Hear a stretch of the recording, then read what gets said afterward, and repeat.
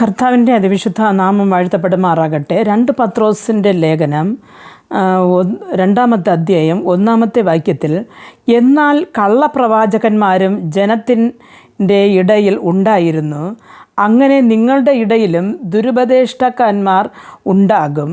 അവർ നാശകരമായ മതോപദേശങ്ങളെ നുഴച്ച് തങ്ങളെ വിലയ്ക്ക് വാങ്ങിയ നാഥനെ തള്ളിപ്പറഞ്ഞ് തങ്ങൾക്ക് തന്നെ ശീഘ്രനാശം വരുത്തും എന്ന് കാണുന്നു. പ്രിയ ദൈവമക്കൾ, ഇവിടെ കള്ളപ്രവാചകന്മാരെക്കുറിച്ച് പറയുന്നു. ചിലർ നല്ല പ്രവചനം പറയും, ചിലർ കള്ളപ്രവചനം എന്ന് പറഞ്ഞാൽ തനിക്ക് ഒന്നും അറിഞ്ഞുകൂടാമെങ്കിലും തൻ്റെ ഓർമ്മയിലും മനസ്സിലും ബുദ്ധിയിലും ഉള്ളതിനെ കർത്താവ് പറഞ്ഞു എന്ന് പറഞ്ഞു നടക്കുന്നവരെയാണ് കള്ളപ്രവാചകന്മാർ എന്ന് പറയുന്നത്. അപ്പോൾ അങ്ങനെ ഉള്ളവർക്ക് ശീഘ്രത്തിൽ അവർക്ക് നാശം വരാമ്പോൾ തങ്ങളിലുള്ളവരെയും നാശത്തിലേക്ക് നയിക്കുന്നു എന്ന് പറയുന്നു. കള്ളപ്രവചനം ആദ്യം തുടങ്ങിയത് ഏദേൻ തോട്ടത്തിലാണ്.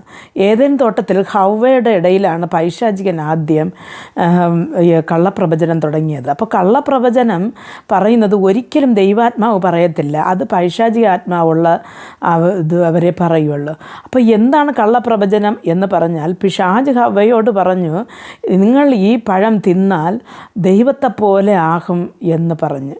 അപ്പോൾ ദൈവം പറഞ്ഞു, നിങ്ങളിത് കഴിച്ചാൽ മരിക്കും എന്ന്. പക്ഷേ ഇവൻ പറഞ്ഞു, പിശാച് പറഞ്ഞു ദൈവത്തെ പോലെ ആകുമെന്ന്. പക്ഷേ അതിൽ കുറച്ച് ലാഭമുള്ളതെന്ന് കണ്ട് ഹവ്വ അത് കഴിച്ചു. ഇന്നും ലോകത്ത് അങ്ങനെയാണ്. ഒരു പ്രവൃത്തി അല്ലെങ്കിൽ നല്ലൊരു കാര്യം ആരെങ്കിലും ഒരാൾ പറയുന്നെങ്കിൽ അതിൽ ലാഭം കുറവാണെങ്കിൽ അതിൽ മനുഷ്യൻ തിരിഞ്ഞു നോക്കത്തില്ല. കള്ളപ്രവചനമായാലും അതിൽ കുറേയേറെ ലാഭം കിട്ടും എന്നുണ്ടെങ്കിൽ അതിൽ മനുഷ്യൻ തിരിഞ്ഞു നോക്കി ആ പ്രവചനത്തിന് വിശ്വസിക്കുന്നു. പക്ഷേ അതൊരു ൻ്റെ ആത്മാവായതുകൊണ്ട് പിന്നത്തേൽ അവർക്ക് അനുഗ്രഹമല്ല, നാശമാണ് വരുന്നത് എന്ന് ബൈബിൾ പറയുന്നു. പ്രിയ ദൈവമക്കളെ, അതേപോലെ തന്നെ നമ്മുടെ ജീവിതത്തിൽ ആരെങ്കിലും പ്രലോഭനങ്ങൾ പറയുകയാണെങ്കിൽ അത് ഒരിക്കലും ദൈവാത്മാവ് പറയുന്നതല്ല, അതൊരു പൈശാചികൻ്റെ ആത്മാവ് പറയിക്കുന്നതാണെന്ന് മനസ്സിലാക്കണം. ഒരിക്കൽ എൻ്റെ മകൾക്ക് ഒരു വില്ലേജ് ഓഫീസറിനെ വിവാഹാലോചന പറഞ്ഞ അയാളെക്കുറിച്ച് പറഞ്ഞ കൂട്ടത്തിൽ ഒരു കാര്യം പറഞ്ഞു, ശമ്പളത്തിൻ്റെ പുറകെ കുറേ കിമ്പളവും വാങ്ങുമെന്ന് പറഞ്ഞാൽ കൈക്കൂലി വാങ്ങും, ആയതുകൊണ്ട് കുറേയൊക്കെ അങ്ങോട്ട് സമ്പാദിച്ചു എന്ന് പറഞ്ഞു. അപ്പോൾ ആ സ്പോട്ടിൽ തന്നെ ഞാൻ അയാളടുത്ത് പറഞ്ഞു, നീ ഇപ്പോൾ പറഞ്ഞ ഈ വാക്കുകൊണ്ട് ഞാൻ ഈ സംബന്ധം നോക്കുന്നില്ല. കാരണം എന്തെന്ന് പറഞ്ഞാൽ അയാൾ കൈക്കൂലി വാങ്ങി തങ്ങളുടെ മക്കൾക്ക് അനുഗ്രഹമല്ല വയ്ക്കുന്നത്, ശാപമത്രേ വയ്ക്കുന്നത്. അതുകൊണ്ട് നിർബന്ധമായിട്ടും അത് നോക്കണ്ട, വേണ്ട എന്ന് പറഞ്ഞു ഞാൻ.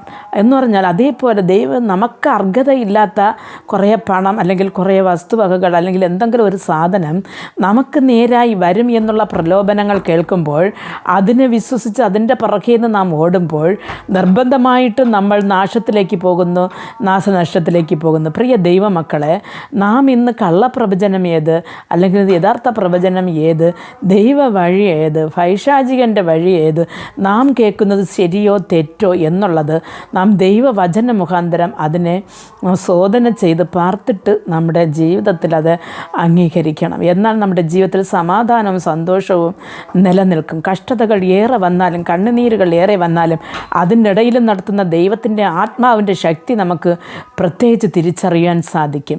അതുകൊണ്ട് കർത്താവ് നിങ്ങൾ അതിലേക്ക് ഒരു തെളിഞ്ഞ ഒരു ജ്ഞാനത്തിന് നിങ്ങൾക്ക് തരട്ടെ എന്ന് ഞാൻ പ്രാർത്ഥിക്കാം. ഞങ്ങൾ അതിവാത്സല്യമായി സ്നേഹിച്ച് വഴി നടത്തുന്ന ആ സ്വർഗസ്ഥ പിതാവേ, ഈ സമയം ഈ ദൈവവചനം കേട്ടുകൊണ്ടിരുന്ന അങ്ങയുടെ മക്കൾ അപ്പൻ്റെ കരങ്ങൾ തരുന്നു. കർത്താവെ, കള്ളമേത് ശരിയേത് എന്നറിയാതെ ജനങ്ങൾ ഇന്ന് പരക്കം പാകുകയാണ്. അതേപോലെ തന്നെ കള്ളപ്രവചനം ഏത് നല്ല പ്രവചനം ഏത് എന്ന് ജനങ്ങൾക്ക് ഇന്ന് തിരിച്ചറിയുവാൻ പറ്റുന്നില്ല. എന്ത് പറഞ്ഞാലും കണ്ണുമടച്ച് വിശ്വസിച്ച് തങ്ങൾക്ക് ലാഭമുണ്ടാക്കുന്നത് ഏത് എന്ന് വിചാരിച്ച് അതൻ വഴി നടക്കുന്ന നിങ്ങളുടെ പൈതങ്ങളെ കർത്താവെ നീ യഥാസ്ഥാനപ്പെടുത്തണമേ, ദൈവിക ജ്ഞാനം കൊണ്ട് നിറയ്ക്കണമേ എന്ന് പ്രാർത്ഥിക്കുന്നപ്പ. ദൈവമേ, നീ ഇവരെയും സ്നേഹിക്കുന്നു എന്ന് ഞങ്ങൾ അറിയുന്നപ്പ.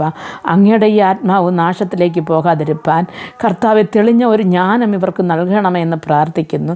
ജീവിതത്തിലെ കർത്താവ് ഇവൾ ആഗ്രഹിക്കുന്ന അനുഗ്രഹങ്ങളും സന്തോഷങ്ങൾ ഇവർക്ക് ലഭിച്ച് സന്തോഷമായി ഈ ലോകത്തിൽ ജീവിപ്പാൻ ദൈവം കൃപ പകരണമെന്ന് പ്രാർത്ഥിക്കുന്നു. കർത്താവ് ഇവരുടെ ദൈവമേ, ഇവർക്ക് അങ്ങനെയുള്ള അനുഗ്രഹങ്ങൾ കിട്ടട്ടെ എന്ന് ഇവരെ അനുഗ്രഹിച്ച് പ്രാർത്ഥിക്കുന്നു. യേശു ക്രിസ്തുവിൻ്റെ നാമത്തിൽ പ്രാർത്ഥിക്കുമ്പോൾ പ്രാർത്ഥന കൃപയോട് കേട്ട് മറുപടി നൽകി തരണം നല്ല പിതാവേ. ആമേൻ.